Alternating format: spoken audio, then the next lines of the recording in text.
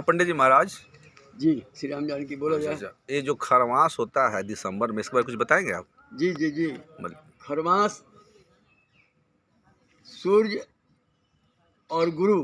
जी जी सूर्य जब गुरु के राशि में जाते हैं जी तो उस समय खरवास कहा जाता है। जी जी जी यह खरवास 2 बार आता है, जी जी जी क्योंकि गुरु की 2 राशि है, एक धनु राशि और एक मीन राशि। जी जी जी तो धनु राशि में जब सूर्य जाते हैं तो उसको खरवास कहते हैं। ये जो दिसंबर के महीने में 16 तारीख को लगता है। तो ये पंडित जी महाराज 16 ही तारीख को क्या होता है?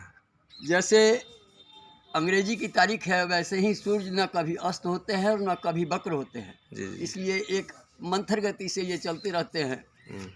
इनके चलने का कारण है कि इनका दिन जो है, समय जो है, जैसे जनवरी फरवरी का कोई 31 का कोई 30 का महीना होता है, उसी तरीके से सूर्य का ये धनु राशि की संक्रांति जो है सो 16 तारीख को ही पड़ती है।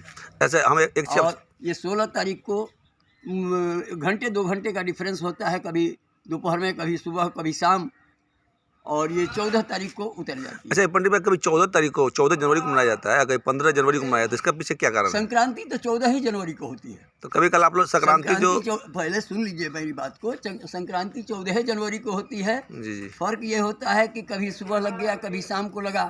अगर देर रात में संक्रांति लगा तो संक्रांति का पुण्य काल होता है। जी जी पुण्य काल तभी माना जाता है जब स्नान ध्यान किया जाए। और इस बार 9:30 बजे रात में संक्रांति 14 तारीख को लग रही है, तो 9:30 बजे के बाद से स्नान ध्यान करना तो संभव नहीं है। तो 15 ये उसका पुण्यकाल 15 तारीख को हो जाएगा। 15 जनवरी 2026 को मनाया जाएगा ना? जी, संक्रांति पुण्यकाल को लिया जाता है। तो पुण्यकाल 15 जनवरी को सूर्योदय होने के बाद ही मकर की संक्रांति मनाई जाएगी। धन्यवाद।